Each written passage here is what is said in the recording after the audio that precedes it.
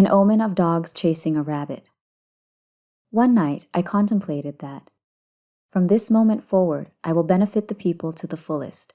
Namely, I will disseminate the teachings of the Buddha, Dhamma, to the people so that they receive information and material about the Buddha that is true and authentic, in order for them to develop sammaditthi, or right view according to the teachings of the Buddha, so that their minds are firmly established in Buddhism, in order for them to preserve and pass on the Buddhist religion forever and ever, and in order for Buddhism to be a treasure for them to hold and cling to in their minds, so that it will be a refuge for our descendants who are last to be born in the future.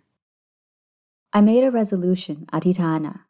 Whether this dissemination of the Buddha's teachings, Dhamma, will be ridden with obstacles or smooth and convenient, may I know and see that reality. Then I meditated to steadfast focus and experienced a vision, nimitta, of a field so vast and expansive that it stretched as far as I could see. I saw 2 dogs chasing after a rabbit. It was a close chase. Both dogs were of the same color. That is, the color of forest tradition, Kammatthana, monks. The dogs chased after the rabbit side by side. They were only about 2 meters behind the rabbit. One dog seemed to be faster on its feet and was going to cut in front of the other dog in order to bite the rabbit. But the other dog wouldn't allow that dog to cut in front of it and bite the rabbit, so it leapt and bit the dog attempting to cut in front of it. It willfully clamped down and shook that dog. The dog that was bitten didn't bite back. It tried to wriggle its way out of the dog's jaws. Once free of the biting dog's jaws, the dog focused on resuming the rabbit chase. During the tussle, the rabbit had run far ahead, but the 2 dogs continued their chase. Upon closing in on biting the rabbit, again that same dog picked up its stride in order to cut in front of the other dog and bite the rabbit. And again, that same dog was displeased, as it was afraid of being disgraced, so it leapt and bit the dog again. The dog that was bitten wriggled but didn't bite back and slipped out of the dog's jaws. Then they resumed chasing the rabbit. The 3rd time, they went at each other again. The 2 dogs kept fighting amongst themselves, and the rabbit ran into the forest. Then the mind, citta, withdrew from meditation, and I used wisdom to analyze the events of the nimitta. I discerned that there would surely be obstacles in my dissemination of Buddhism. I thought about the 2 dogs fighting amongst themselves. What was there to gain? Why was it that way? If that dog did not get bitten, it surely would have nabbed the rabbit, and once it got the rabbit, it would be a shared outcome that benefited them both. I reflected further on why that dog had a tendency to bite, and I knew that it was about being disgraced. It thought, I run faster than other dogs. I am the only one who runs faster than any other dog. Why is this dog cutting in front of me? I can't allow it. I must bite him first. It was a dog that was filled with conceit, mana, and pride, atta. It didn't know how to yield to other dogs. If it had let the other dog chase after the rabbit, it would have been a communal gain. Once I understood the dog infighting metaphor, I internalized it and applied it to the issue of my dissemination of Buddhism. I was convinced that it would be rife with obstacles, and those obstacles would come from a fellow Kammatthana monk damaging his peers. It would be a monk inclined to damage his own faction. Individual interests would surely be involved. There's an old proverb, hitting the fish in front of the bamboo fish trap. It means hitting the fish in front of someone else's fish trap so that all the fish will rush into your own trap.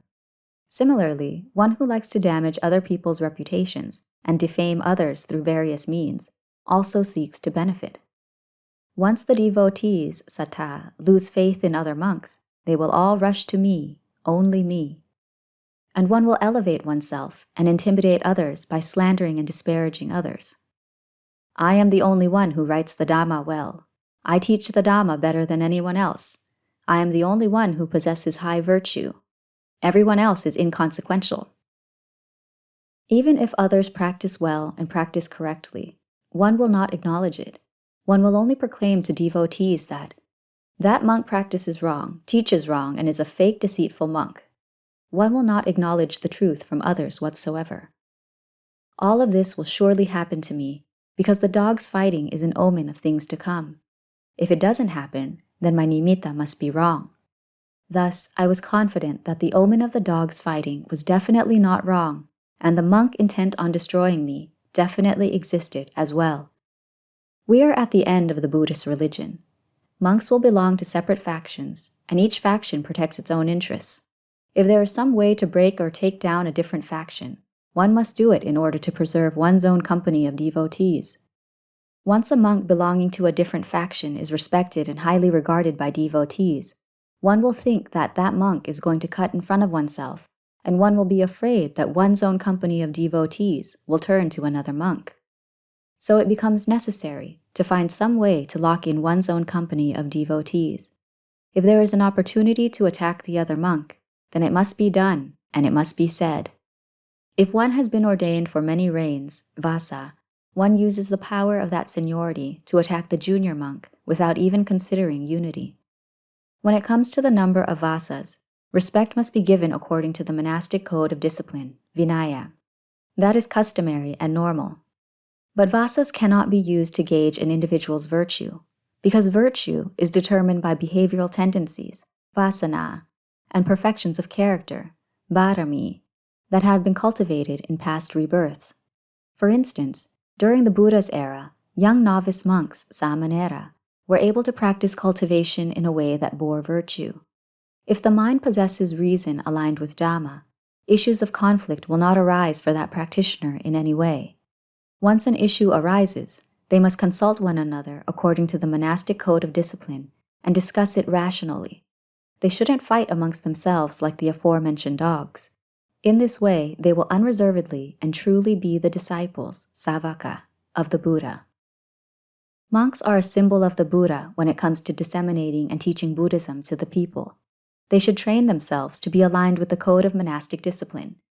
It is better to aim to destroy mental intoxications, asava, and defilements, kilesa, from the mind, such that none remain, than it is to aim to destroy someone else. In this era, few forest tradition monks remain. Those with many vasas should comport themselves in a way that junior monks can depend on. Don't play favorites or create divisions. Don't allow personal interests to play a role. Even if you have riches, status, acclaim, or happiness, don't lose yourself in them. Monks are charged with studying and practicing patipati, training and teaching the people, and being of use to oneself and to others. Endeavor to train yourself to be friends with everyone. Train your mind to see others in a positive light. This is the character of one who will become a sage who is wise in the Dhamma. Don't train yourself to bully others in various ways. In this way, you will be a true savaka sangho, or a true community of disciples.